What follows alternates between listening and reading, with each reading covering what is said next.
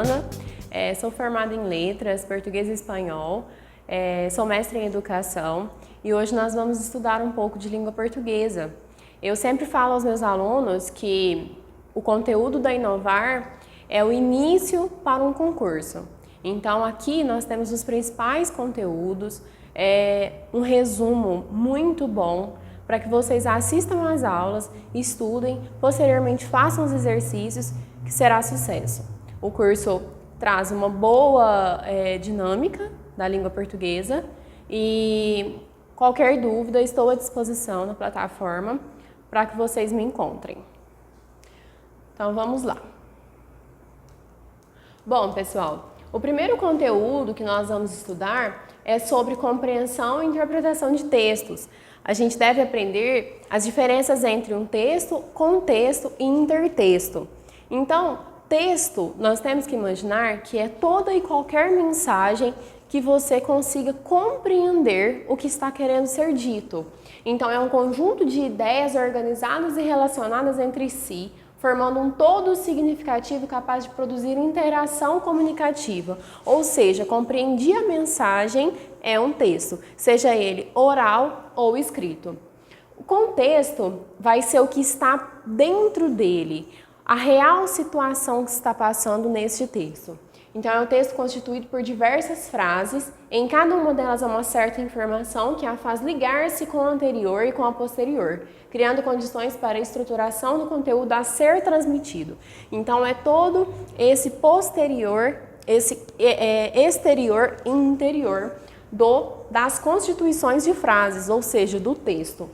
Já o intertexto, eu sempre falo que para que você faça um texto ou tenha ideia de alguma mensagem que você vai escrever, sempre você tira a ideia de alguma outra coisa. Algo que você já leu, algo que você já assistiu, uma arte. Então, nós temos a presença de vestígios, de partes de outros textos. Então, você tirou a ideia de algo para fazer o seu.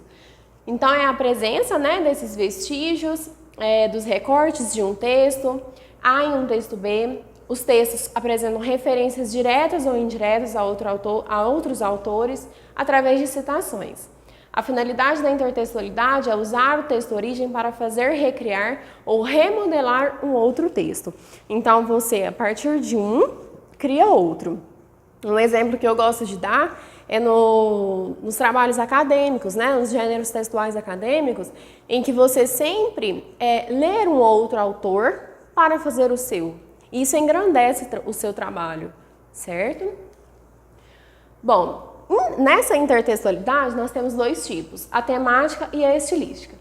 A temática é quando ela trata sobre o mesmo tema, sob perspectivas diferentes. Elas podem ser em gêneros ou discursos textuais diferentes. Então, é o tema que se está tratando, como o próprio nome diz. A estilística envolve questões de estilos de discursos ou de texto. Então, é a maneira como você escreve o seu texto, é a maneira com a qual você escolhe fazer uma intertextualidade. Então, ela vai ser estilística no sentido de você estar recriando uma obra de arte, um texto jornalístico, um trabalho acadêmico, seria esse o estilo. Então, para a gente refletir um pouquinho. Já plantamos de tudo, mas não adianta, continua cheirando mal. Nessa imagem aqui, o que a gente pode pensar? Qual que é o contexto, certo? Então, eles estão em Brasília, falando da política brasileira, que a gente sabe da desonestidade presente, e eles falam, os jardineiros, cuidando ali da grama, plantando algumas flores, que deveriam ser cheirosas, mas que o ambiente ali é tão poluído que mesmo assim vai continuar cheirando mal. Então, esse é o contexto que se está passando por trás desse texto, porque a gente não conseguiu entender a mensagem, portanto, é um texto. Aqui nós temos um outro quadro, Mona Lisa. Para fazer a propaganda do Bombril, eles utilizaram a fonte, certo? Então, nós temos uma intertextualidade, estilística no caso, certo?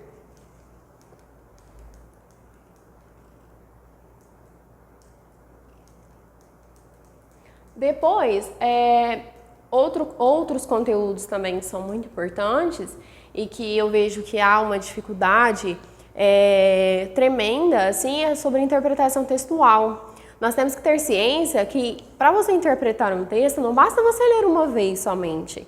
Precisamos de ler por variadas vezes para compreender a mensagem, porque compreender é bem mais que entender.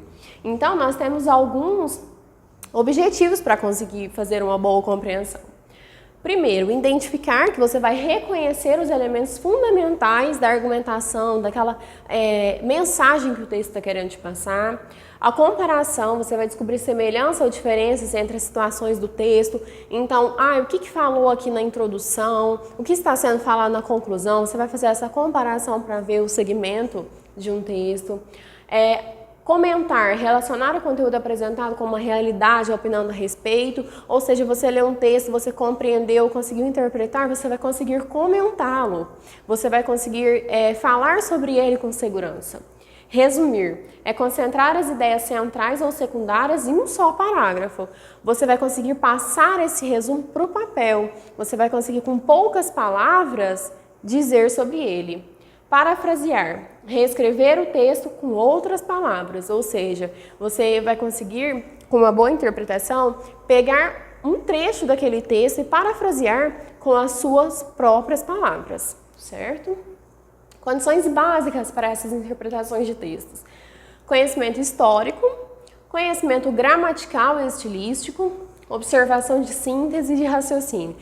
Então, histórico, em que época esse texto está se passando? Gramatical, estilístico, é olhar a sintaxe, a frase, está tendo um sujeito, o verbo está conjugado da maneira certa, a regência, observação e de síntese, capacidade de raciocínio, ou seja, você está lendo, o raciocínio está acompanhando o que você está lendo, certo?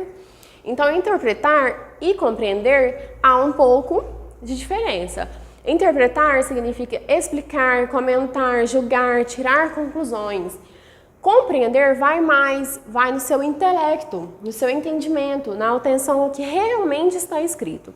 Então, por exemplo, você tem alguns tipos de enunciados em que a apostila traz para vocês, em que quando você consegue interpretar, você pode dizer, através do texto, infere-se, é possível deduzir, o autor permite concluir.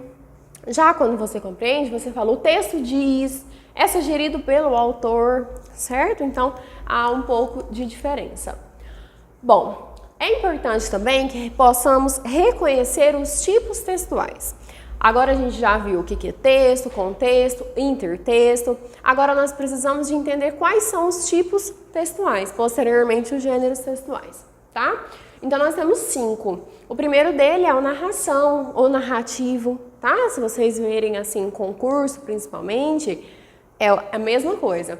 Descrição, descritivo, tá? Às vezes eles mudam um pouquinho a nomenclatura, mas é a mesma coisa, continua sendo a tipologia textual.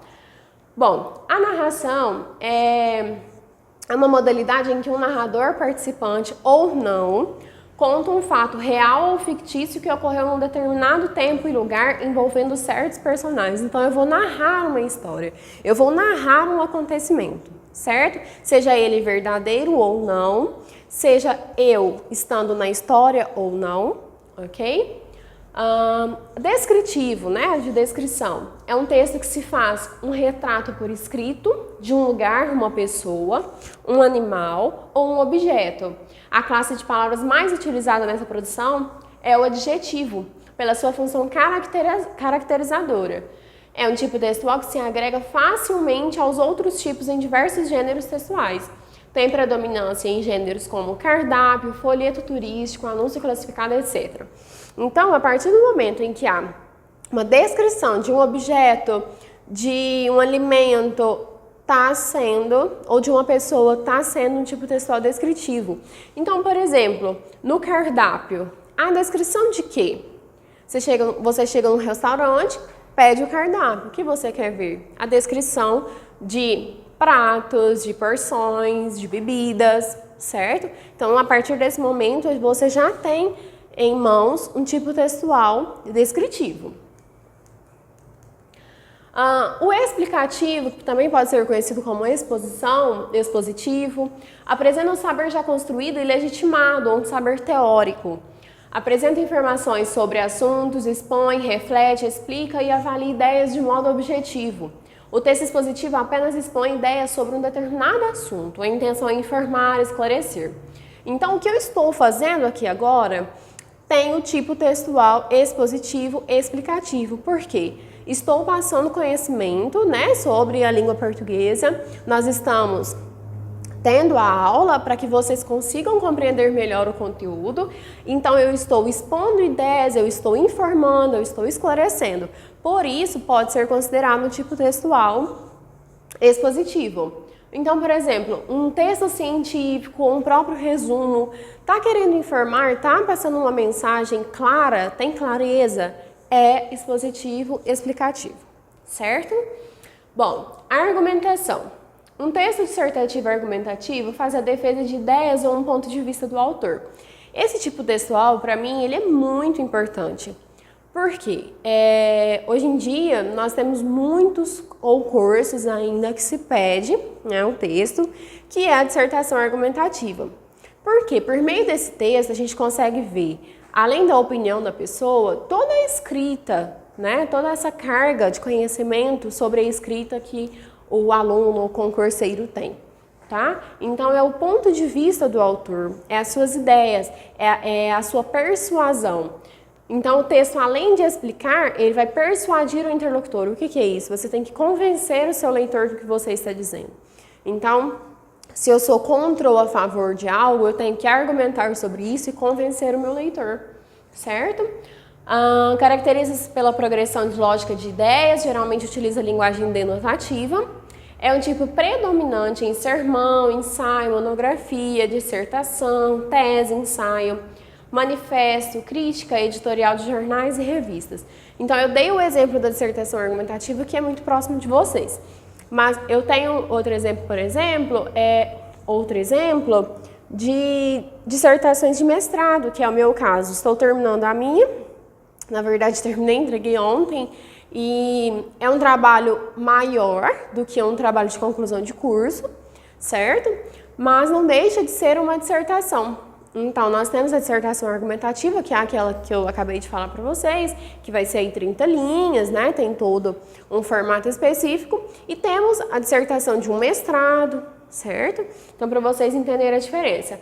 Monografia é bem exigida em trabalhos de conclusões de curso, né? Depois que você termina a graduação. Então, crítica, ela pode estar exposta em jornais ou revistas, tá? Então, desde que se expõe um ponto de vista, está sendo argumentativo. O último, injunção instrucional, ele indica como realizar uma ação, utiliza linguagem objetiva e simples. Os verbos são, na sua maioria, empregados no modo imperativo. Porém, nota-se também o uso do infinitivo e o uso do futuro do presente no modo indicativo. Essas observações que eles colocam em relação ao tempo e modo verbal, não se preocupem, tá? O que vocês têm que entender é que ele sempre vai ter uma linguagem objetiva e simples. A mensagem que vai ser passada nesse tipo textual, ela é mais rápida, tá? Então, por exemplo, ordens, pedidos, súplicas, desejos, manuais, instruções para montagem ou uso de aparelhos, textos com regras de comportamento, de orientação. Então, nós temos aí receitas, cartões com votos de desejos, quando você recebe uma mensagem de Natal, por exemplo, tá? É bem objetivo. Então, tenha em mente que será um texto menor. Os gêneros textuais. O gênero textual e tipo textual é pergunta frequente para que faça a diferença. Por quê? Não é a mesma coisa, tem gente que acredita ser a mesma coisa. Tipos textuais, como vocês viram, nós temos 5. Gêneros textuais são inúmeros. A cada dia, eu costumo falar, a língua é viva. Então, a cada dia, novos gêneros textuais acontecem. Como, por exemplo, antigamente nós tínhamos o gênero textual que era muito usado, que hoje nem tanto, carta. Hoje, alguém manda carta? Difícil. Né? Ainda existe, mas é um pouco difícil. O que foi substituído? O e-mail, depois mensagem de WhatsApp. Então, de acordo com a tecnologia, novos gêneros textuais vão surgindo. Então, eles são estruturas com que se compõem os textos, sejam eles orais ou escritos. Pode-se dizer que se tratam das variadas formas de linguagem que circulam em nossa sociedade, sejam eles formais ou informais. Então, vamos dizer que o WhatsApp aí era informal, hoje ele já é usado comercialmente, né? Então, vamos dizer que um bilhete seja mais informal do que uma carta, certo? É nesse sentido que eles estão querendo dizer. Cada gênero textual tem seu estilo próprio, podendo então ser identificado e diferenciado dos demais através de suas características. Então, por isso são inúmeros. Aqui nós temos alguns, certo? Como eu dei o exemplo da carta, lendas, romance, piada. Romance, antigamente, eles vinham nos jornais, né, em folhetos, em que era como se fossem as novelas de hoje. Você tinha que comprar e ir acompanhando semanalmente, certo? O desfecho dessa história aí. Poema, resumos, ensaio, biografia, propaganda, reportagem, certo? Editorial, tem inúmeras, até a nossa própria certidão de nascimento. Bom, pessoal, sobre o domínio da ortografia oficial, eu sempre gosto de dizer aos meus alunos que por que cachorro é com 2 R's? Eu sempre digo que ortografia é prática de exercício, tá?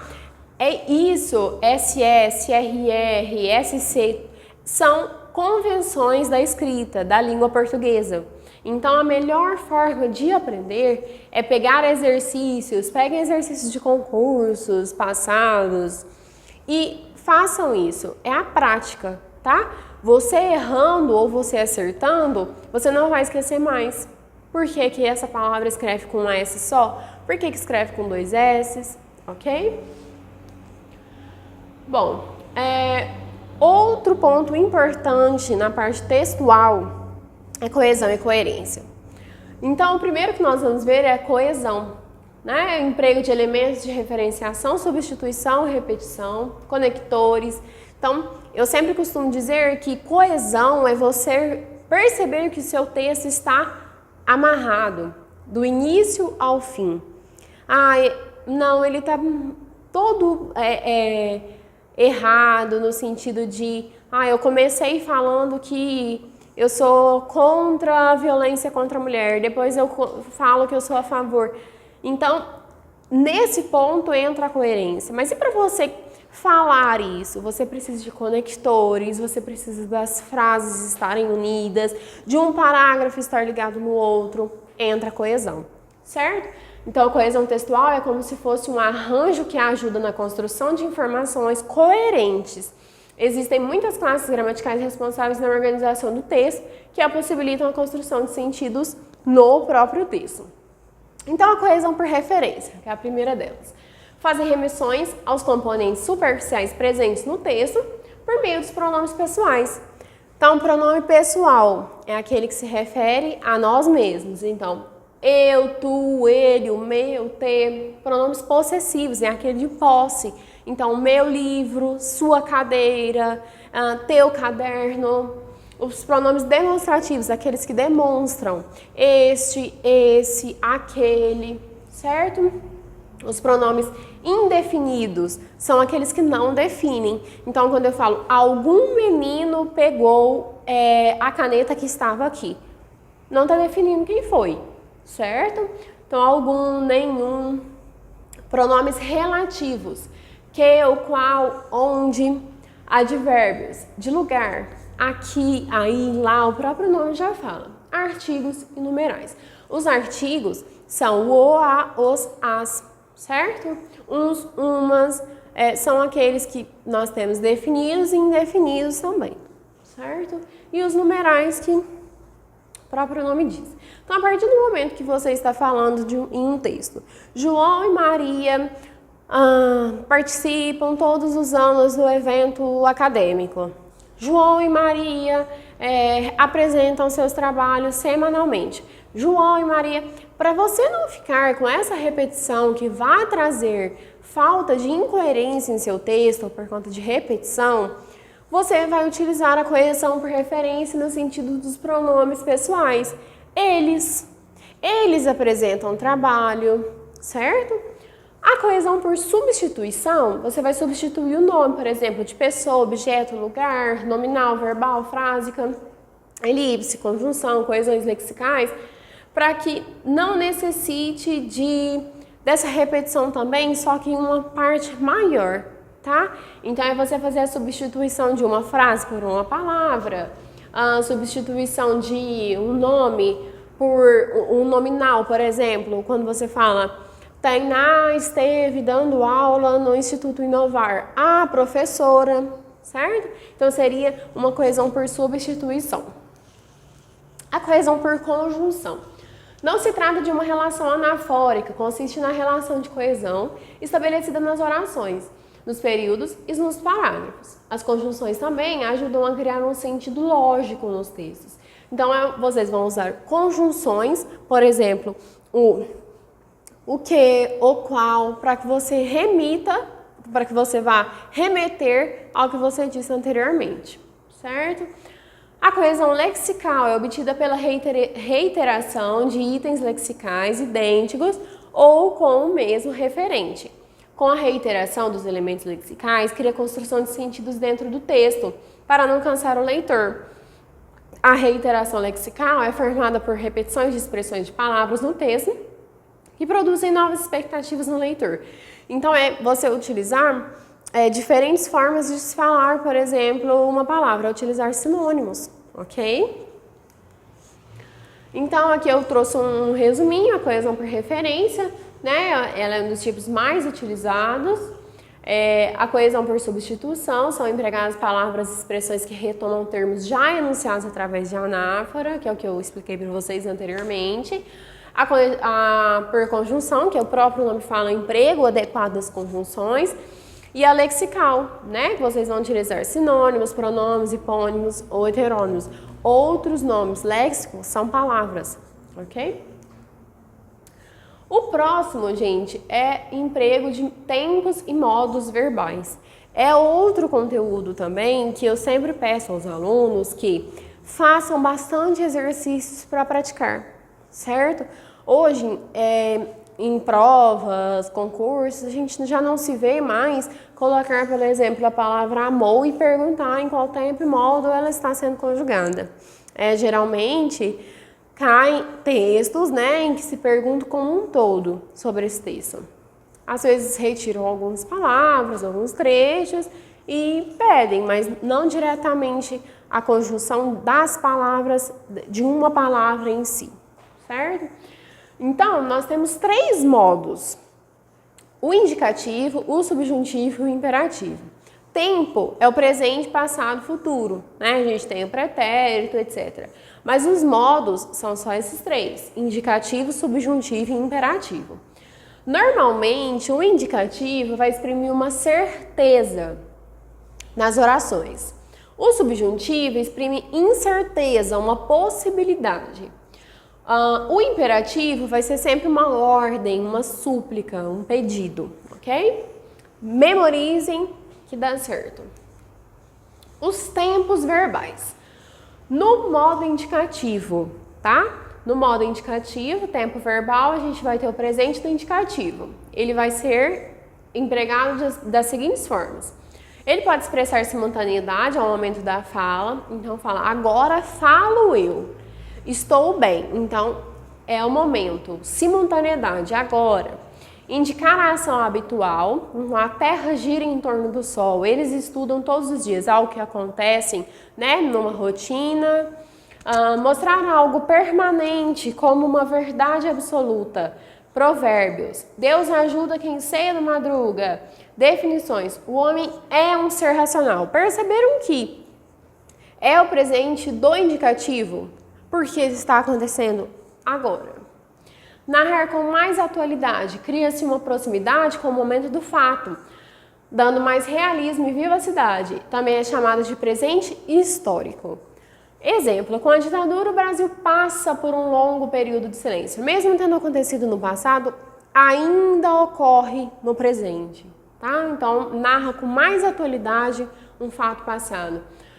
Substituir o futuro do presente do indicativo. Você volta aqui amanhã? Ou seja, você vai fazer a substituição para um futuro. Você voltará? Seria o que ele está querendo dizer. Substituir o imperativo, atenuando a ordem. Você pega o livro. Você pegue o livro, por favor. Certo? Então, é um presente do indicativo, só que você está substituindo com o imperativo, porque não está sendo uma ordem. Ok?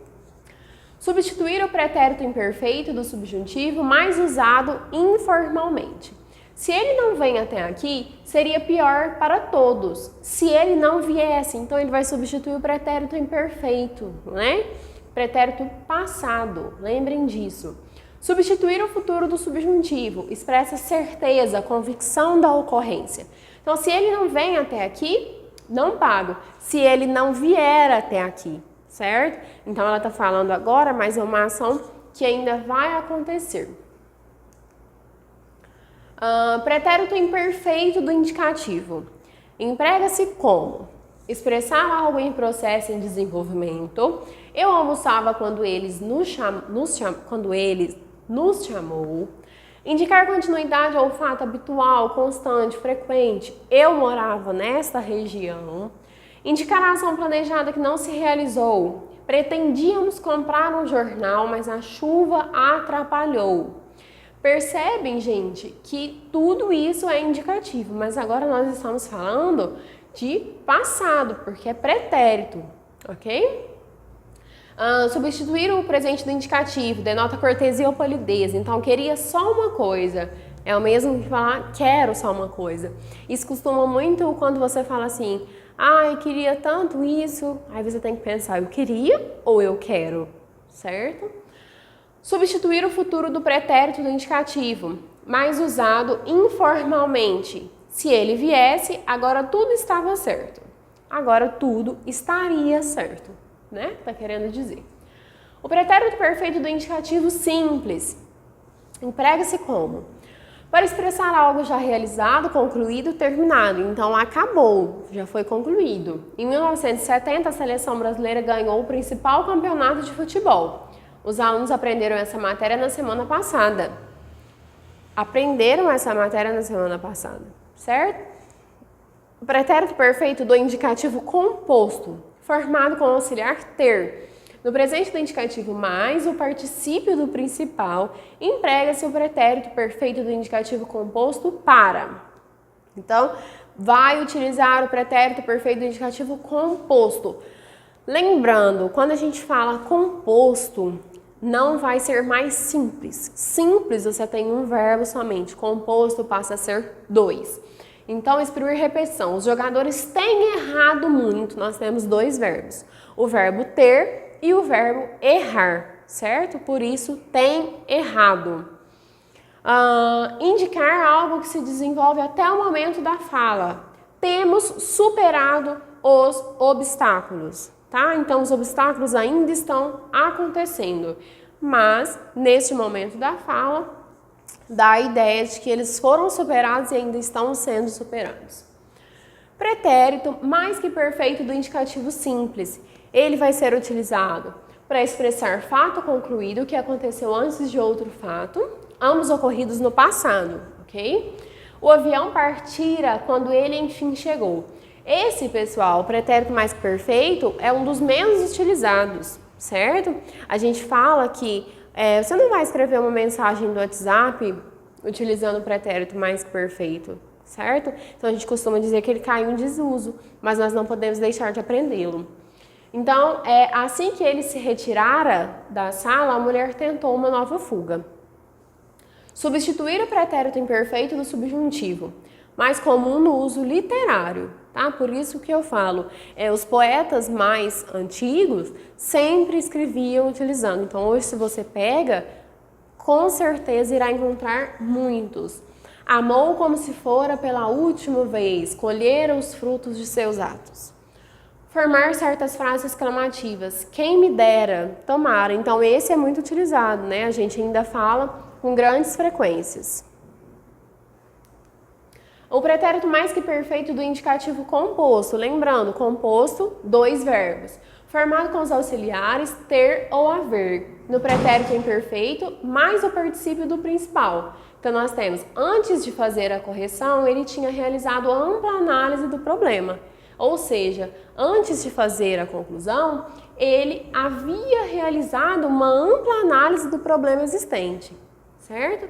Futuro do presente do indicativo simples. Emprega-se para expressar fato posterior ao momento em que se fala. Então, já aconteceu e você está retomando o fato. No final do trabalho, acertaremos o pagamento.